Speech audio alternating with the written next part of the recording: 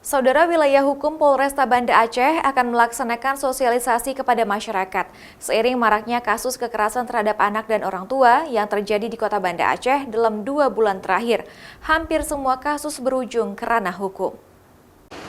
Kapolresta Banda Aceh dalam kurun waktu 2 bulan ini sering menerima aduan kasus kekerasan terhadap anak dan orang tua.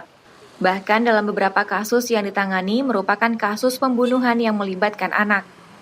Untuk menyikapi kasus yang terus meningkat tersebut, Polresta Banda Aceh meningkatkan peran Babin Kantipmas agar lebih mendekatkan diri dengan masyarakat, serta memberikan sosialisasi kepada keluarga dari rumah ke rumah untuk mengurangi tingkat kekerasan tersebut.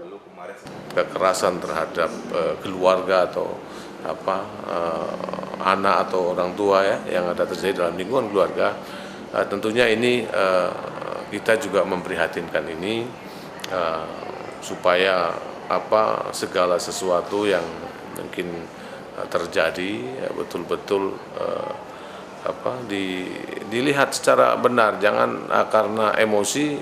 Dari data Unit Perlindungan Perempuan dan Anak, awal tahun 2019 telah terjadi 19 kasus kekerasan dalam rumah tangga yang berujung ke ranah hukum.